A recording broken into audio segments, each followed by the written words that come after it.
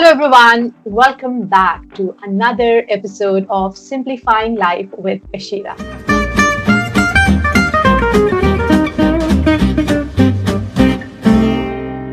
Yes, whose journey is nothing short of inspiring.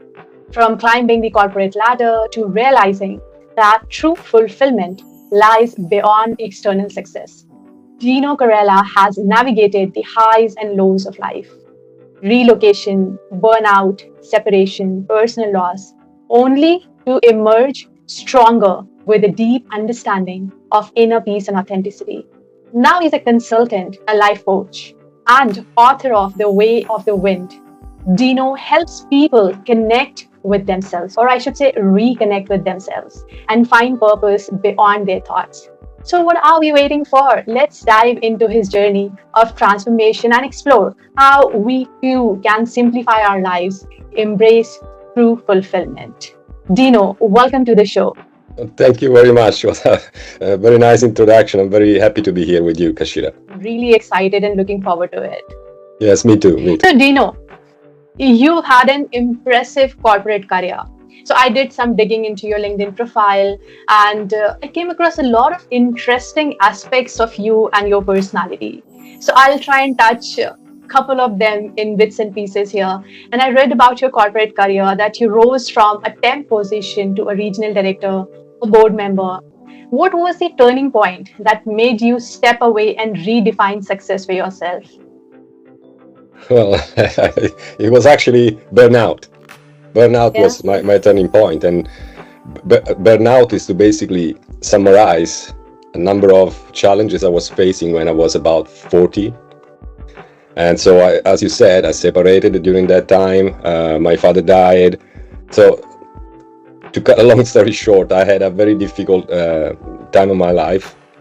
And I got to the stage where I couldn't recognize myself anymore. I didn't see any meaning in what I was doing. I felt disconnected completely, and I was in so much pain that at that time I was wishing, that I wasn't alive anymore, and that lasted for quite a long time. So the turning point is that one day, as I was laying on the sofa, spiritless, because when you're burnt out, you're basically keep pushing it through because you have a role in the company, so you need to do what you have to do, but you have no energy, right? You're just draining yourself, and when you are at home, when you have a moment, you basically wish you could slip your life away. So I was lying on the sofa, and all of a sudden I saw what was keeping me in the suffering loop. That basically, to get to the chase, is we resist pain and we try to fix pain. And especially what I noticed, especially for high achiever, people that made it by themselves, let's say, and they had a wonderful career because they are determined people, they are focused, they are put all the energies, they're clever, so they continue to count on these qualities also to solve their life problems. And this is what I was doing. So when I saw that this is actually wasn't changing the slightest my pain, all of a sudden I saw that this dynamic of the mind was the reason why I was suffering so much. And I felt so liberated that I could simply accept how vulnerable to pain I was. And that acceptance really is my turning point. Because if you accept pain, suffering isn't there anymore. And so Dino has got a story, right? With a character, a personality, and things that he's good at, things that he needs to defend against. That all this structure simply collapsed. And so that's a very difficult phase of life, dealing with such situations, and it could be any kind of a trouble, and especially losing someone, or a disturbance in a relationship, or disturbance in a relationship at workplace, and anything that has the potential to affect us mentally. I think it's very difficult to come out of that painful era until we really become that mentally stronger, as you rightly pointed out, that until we keep resisting it'll not go. We have to accept it and move ahead.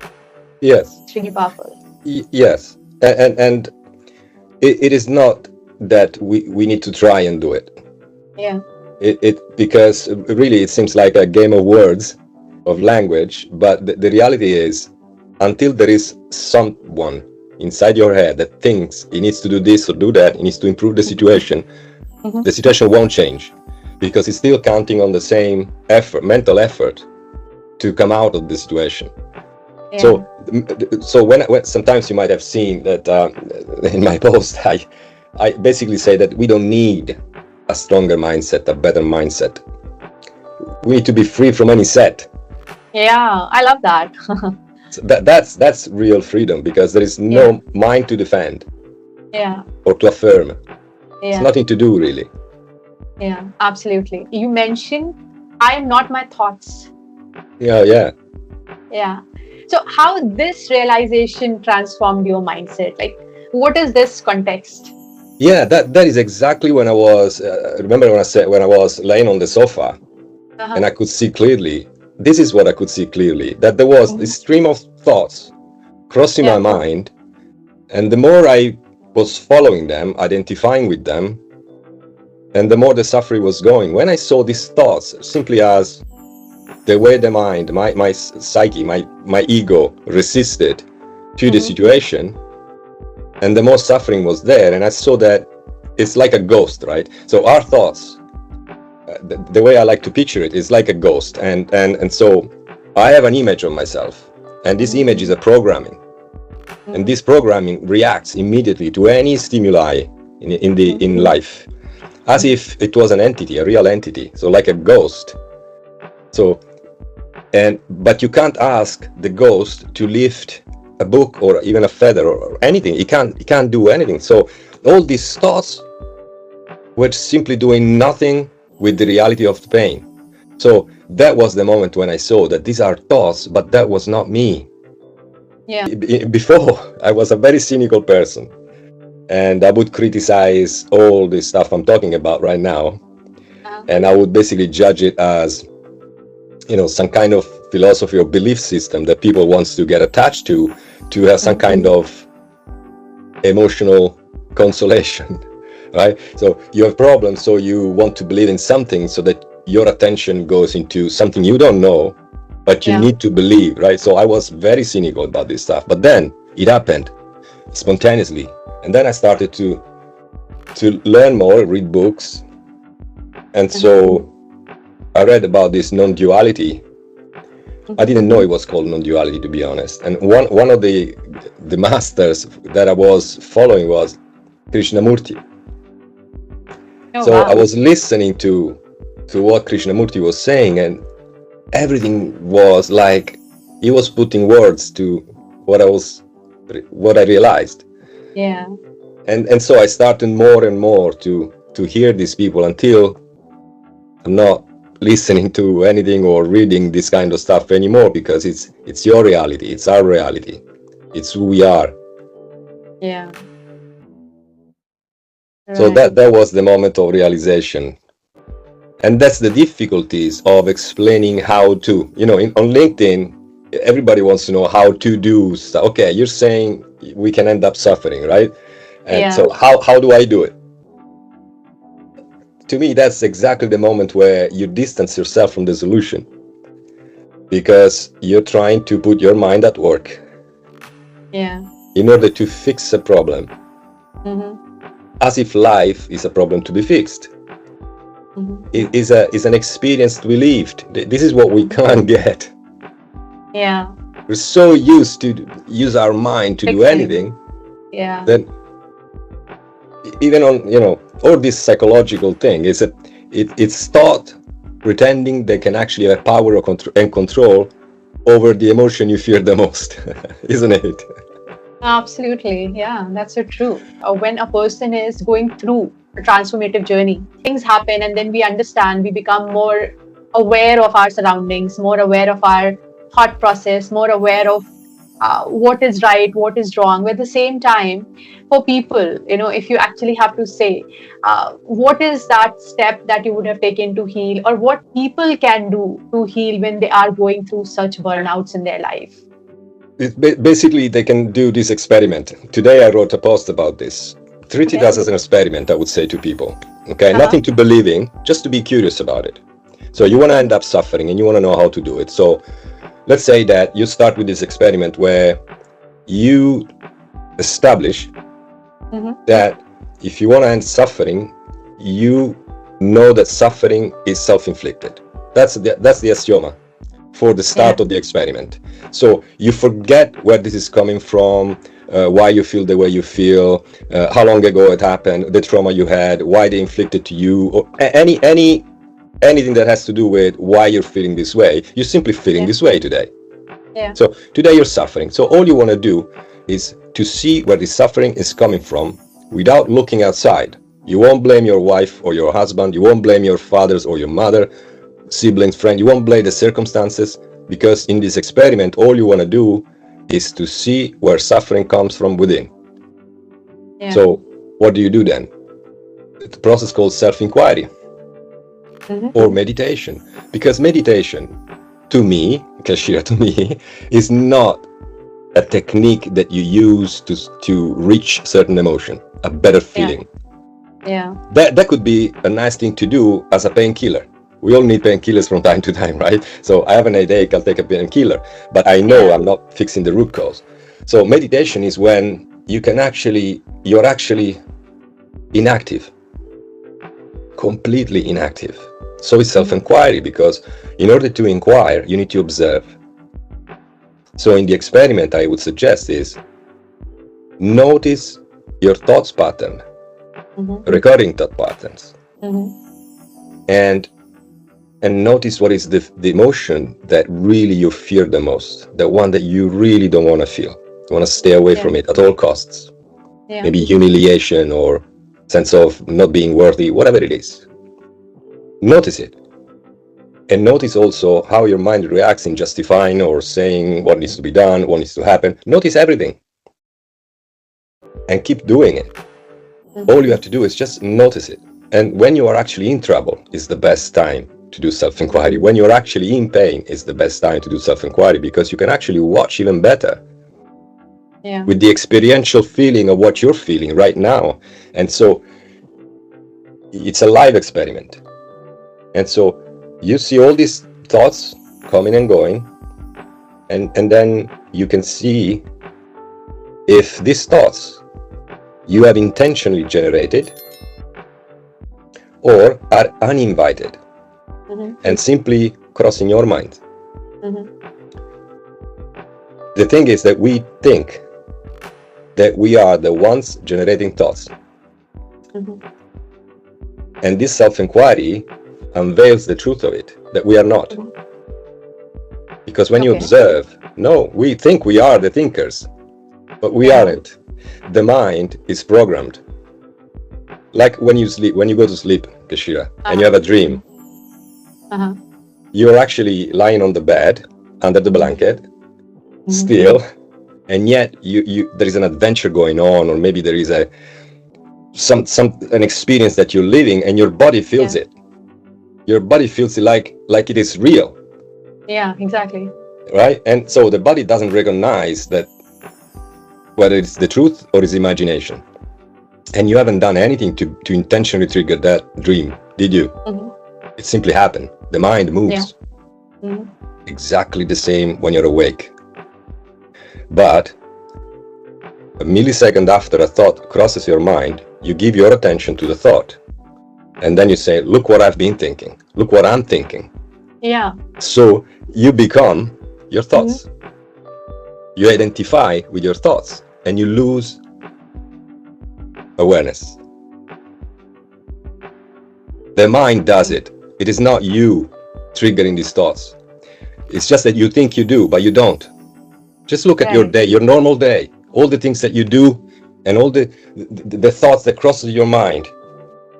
Especially if you're suffering, right? You want to do, how do I get out of suffering? If you are suffering, did you intentionally choose these thoughts so that you can keep on suffering? Did you? So it's a question that everybody could ask. Have I chosen this thought to be suffering? Because if I haven't, because if I don't want to suffer, and I didn't generate these thoughts are coming from somewhere, because I'm still having those thoughts. Yeah. The thing is, when we believe that we are the thinker, I'm talking about psychological thinking, not the thinker like if you have to do something, like if you have to prepare a podcast.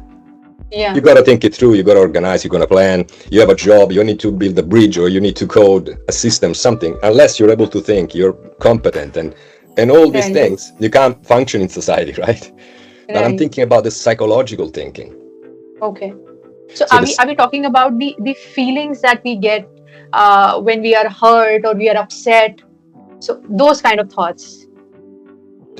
Yes, everything that has to do with a psychological scenario that is being played in my mind. Right. So to me, perhaps I'm oversimplifying it, but to me, when we were kids, we were traumatized somehow. Okay, whether it's a big trauma or it's a small trauma, every kid gets to a moment where defenselessly go through some kind of hurt. And the child is so hurt that then tries to build a defense system around it, the way he behaves. So if I do this, my father or my mother would not approve it. If I do that, they would approve it. Either I'm loved or not loved based on what I do, how I behave. And so personality keeps building itself up to defense against a trauma, a wound. Yeah. And that thing, once it's built, is the way you navigate life. That's my personality. This is what I do. If I do this, it's okay. If I do that, it isn't okay. Yeah. I will suffer consequences. And so from that point onward, we keep going on and on and on. And we forget this is what happened. You know, these people say, know yourself. Yeah. Right? Know yourself as you are, not as you should be, or the best way you would like to think about yourself, or all this complicated mind-made game. Just see what's going on in your head. That's the way my mind works. My mind operates, and I see so well that I know that I am the one seeing it. I'm not what I'm seeing. Yeah. We've heard so many thought leaders, keynote speakers talking about that, the way we want to see ourselves in future. We should start behaving like that. We should start dressing up like that. We should start treating ourselves like that, right? Basically looking or treating ourselves in the future, that okay, this is how I want to see myself. So what do you think about that logic? Does that have value? Should we do it like that, or should we stay in the present?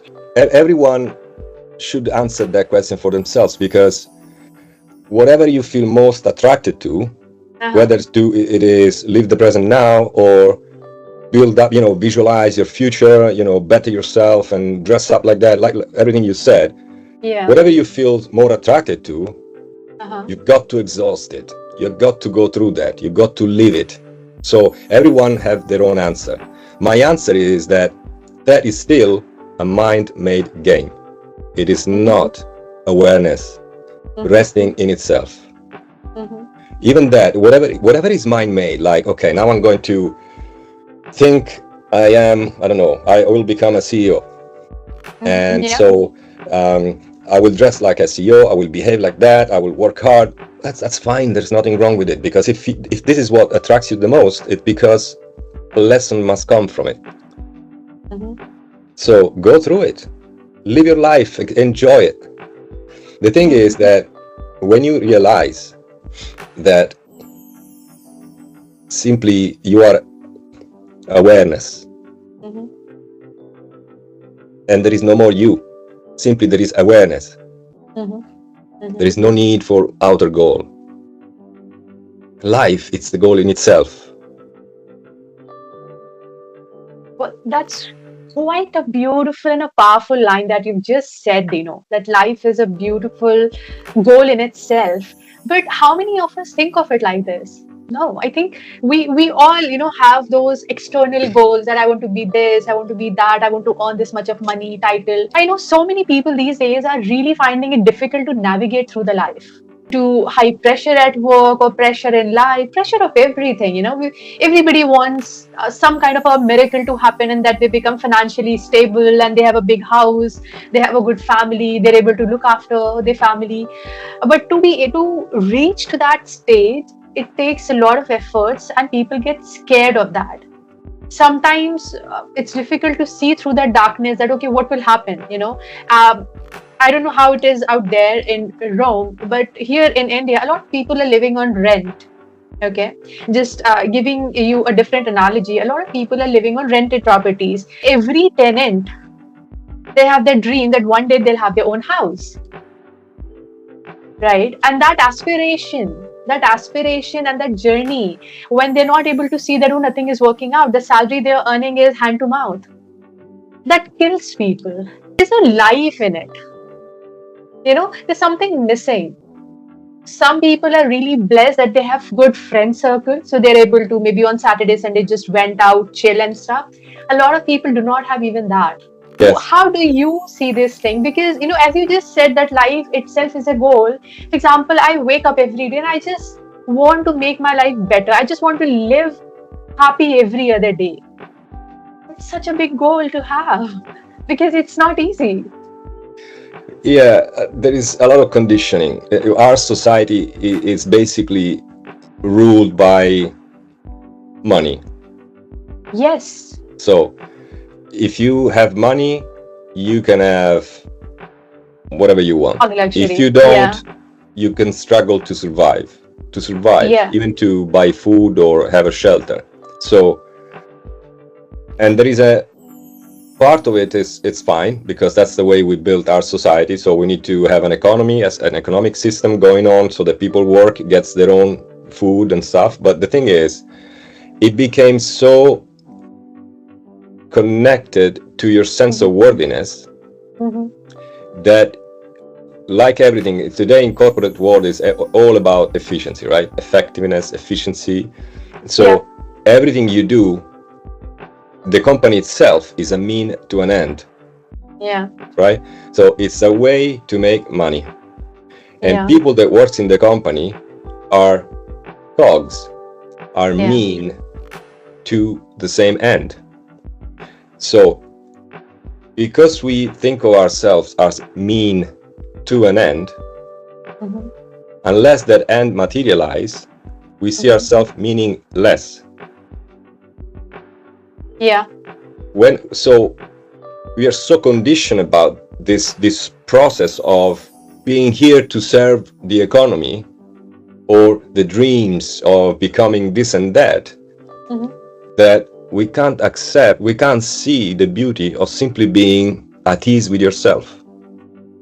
Yeah. No, when I say at ease with yourself, I don't mean always joyful, always happy. I mean being fine with going through trouble and knowing deep inside that these troubles say nothing about your worthiness. You don't have to feel less because you're going through trouble. You're alive. And the same way applies when you're becoming a big shot. That sense of pride, still the ego. Yeah. Because it's not saying that you are a better person. Yeah. You simply say, you got a title, good for you, and it's nice to have if you aim for that, if you wanted to have that, it's absolutely fine. There's nothing wrong about that. What is wrong is when people forget that you are life. Yeah. And so you'll go through trouble. You want to make sure that you got financial stability, because unless you have financial stability, all you will be thinking about is how to make sure I got food for my family. So that's the first concern. So once that concern is covered, because you got somehow financial stability, all this psychological betterment or feeling worthiness, worthless, meaningless, because you haven't achieved this or this or that, it just drops away completely. Which doesn't mean you won't achieve stuff. Simply, if you achieve it, you will celebrate it. If you don't, there's nothing missing in your life. It does zero down to, or boils down to, the same thing, that self-introspection, the word you use, self-inquiry, is so important. Understanding your thoughts and not getting affected by them. Maybe just leave everything and sit for a while. Monitor what is happening in your head, and keep pursuing what you're pursuing in life. Keep moving ahead in life. Do not let your emotions, not even emotions, do not let your negative thoughts or any thoughts impact what you are scheduled to do. I think that is a very good way of dealing with such day-to-day challenges. So thank you so much for adding that wonderful insight to it. Thank you, Kashira. That brings me to another question. You have been into corporate job and you speak about corporate burnout challenges and these things. Again, so in today's high pressure dynamics, high pressure jobs these days, people are able to maybe shut down their laptop, but they're not able to shut down their mind. In spite of getting back to their home, their family, what would you tell these people, that how can they deal with such challenges of being stuck in a high pressure job, or how to navigate and separate that work life and personal life? Because it's easy to say that, once your laptop is off, keep your business work there. But it's difficult. People, it's the same person, right? They have the same thought and they bring it to home. So what can these people do? What I would say is there is no such a thing as work-life balance to me. Okay. But there is life. So right. Life goes to work, life goes home, life stays with the spouse, life stays with children, with family, with friends. It's always you entirely. Yeah. There isn't half of you at work and half of you at home, right? You're always fully there. There was a time when I couldn't be dragged away from the office. I would work incredible hours, 6 days a week, sometimes 7, and incredible hours. And my wife at that time was telling me that, that wasn't a good thing to do. Yeah. But to be honest, I would do that all over again, because when I was there, I was 100% with what I was doing. I was fully in. I was 100% in, because that was my journey to live through. So I would never save people from their own journey. That's a terrible thing to do, I think. Everybody needs to experience life the way it feels right for them. So if they can't shut up, if they're not suffering because they're working more and their mind continues to think about work, well, why are you worrying about it? You're enjoying it. Go with it. Yeah. I always say that burnout is not the amount of hours you work. It's not about the unsupporting environment, your boss that is a cocklehead or whatever. Burnout is because you are misaligned. You're no longer aligned with yourself. How many hours you work is irrelevant. Yeah. And when you say you're not aligned with yourself, what does that mean, if you could simplify that? Let's say you continue to work at home, but you really don't want to, because you want to spend your time with your husband. Right. And so you're forcing yourself to do something you don't want to do. Right. So that's misalignment, because why are you forcing yourself to do something you don't want to do? But not because of the doing, because there is a being that doesn't feel comfortable enough to say no. That is the disalignment. It's not because you do something that you don't like doing, but because you cannot say no. Because you can't stay comfortable in saying no, you're disaligned. You're not being true to yourself. You're not admitting what is the truth. And there are many good ways to say no to people. And if you have a boss that is simply bossy and doesn't want to hear about it, you take a decision. Absolutely. Put your what do you down. want to do? Yeah. There is a lot of people saying you need to do what you love to do. So do what you love to do, and your life will be happy. And if you're unhappy, it's because you're not doing the things that you like to do. That's not the case at all for me. And I didn't mean that when I gave you that explanation, because the majority of people does stuff that that are not in love with. Okay, people need to work because they need to work. Yeah. Not because they are loving what they do. They end up liking it and maybe even loving it because they kind of get some kind of success and so on. But how many people are actually living through their passion job? Very few. To be honest, it's very few.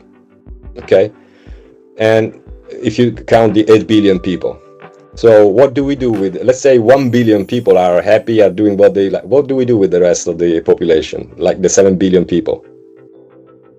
All unlucky or incapable? What do you want to do with this? The reality is, especially nowadays, that jobs are really not that creative or give you that kind of possibility to explore all your potential, because are very repetitive, especially inside the corporation. You're given a specialization, you need to do that single task or 5 tasks every day, all day. For how long can this be the things that you love to do? So reality is, you work because you need to work, and if you like it, it's fine, beautiful. If you don't, there's nothing wrong with it, because I challenge everyone to tell me that if you keep doing the same thing, especially young people that they have a lot of energy and they want to explore and they want to expand, you tell them to do the same repetitive tasks, that they are doing what they love. Okay, so the point is not to do what you love, but it's for you to be loved, no matter what you do or you don't. You provide consultancy. My question to you is it something which is easily accessible, or there is a cost associated to it? How does it work? And I'm specifically asking this question because here in India, okay, corporate burnout is a major issue. Yet, many people, they do not consider seeking such consultations. Why? Assuming they are expensive, they are costly. I never did it in my entire 2 decades of career. And there have been many moments wherein I felt that this is enough. It's just too much. Gone through that burnout phase in some, prior organizations and stuff. So when I was digging your LinkedIn profile, this is what I felt, that what this gentleman is providing is, a kind of a medium to reconnect with yourself, to deal with your burnouts, with your problems. But somewhere it is not easily accessible. So I want to understand from you, are these things actually expensive, or that is perception, number one? The services that you provide specifically, is it accessible to anybody? Yeah, so a little bit of your thoughts on this part, and what people should do. For example, you are in Rome, in various parts of the world. How can they approach for such helps? Okay, so that is basically the coaching work that I do. The consultancy is mostly based on providing my expertise as a former corporate guy with the management of projects or the area of my expertise. So it's very specific to corporate world, consultancy, the corporate world. But in the coaching space, I've got a website, and so it's in my link. It's the link in my profile, LinkedIn profile, and whether it's expensive or not, it really depends, because in certain countries it could be very expensive for people working in certain countries, while for others they're more used to see this kind of process. I think at the end of the day, a lot depends on for how long can you afford to not take a first step toward yourself and your freedom, your inner peace. So and usually people, unless they are sponsored by their company to do a coaching program, people individually, private people, tend to get to the really, when they can't take it anymore, then they would take a decision to go to a coach or to a psychologist or to a psychiatrist, to some professional figure.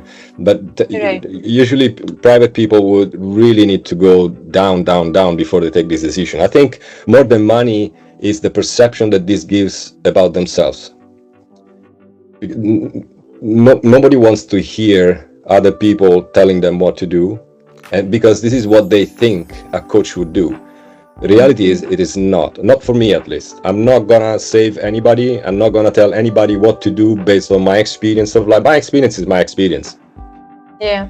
But a coach would help people to have a safe space where they can simply start to take the load off, reflect, and do the self-inquiry in a way that the relationship drives.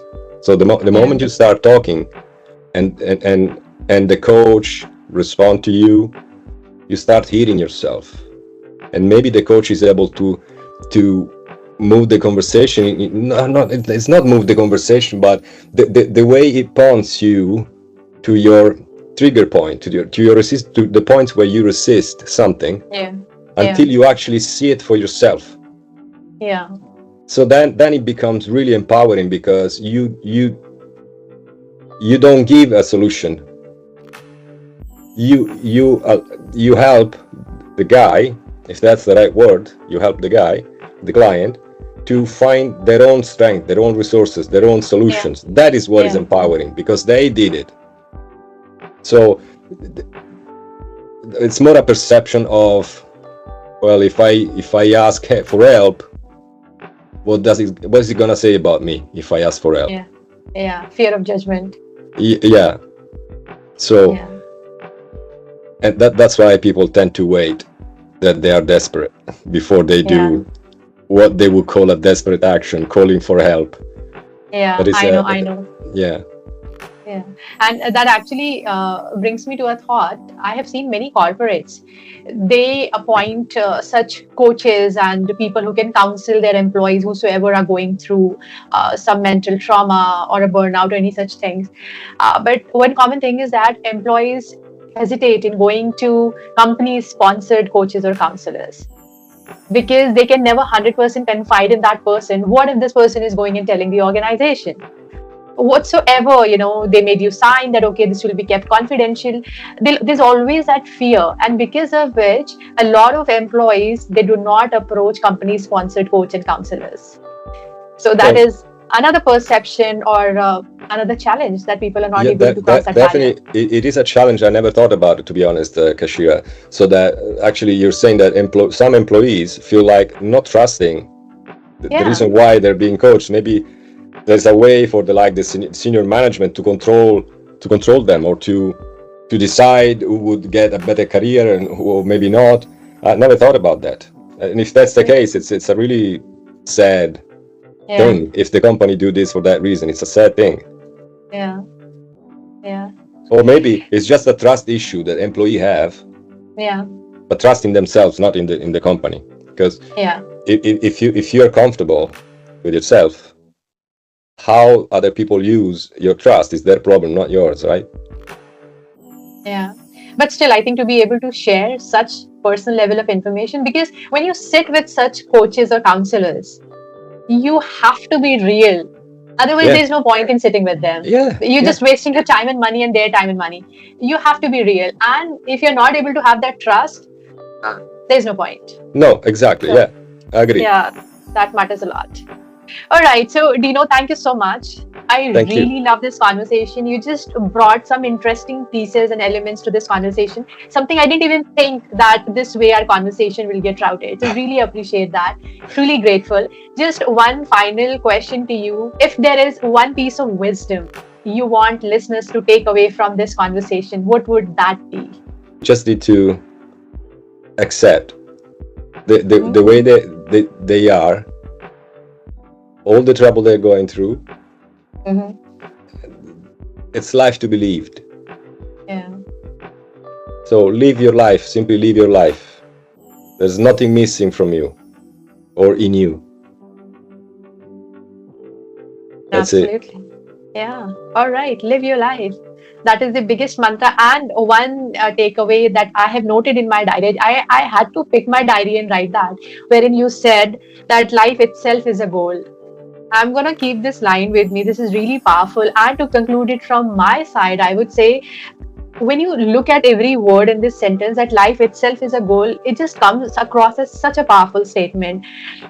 I would say work on making your life better with every day, because eventually who you are as a person really matters to you, to your family, more than anybody, to yourself. So focus on yourself and be happy, live your life.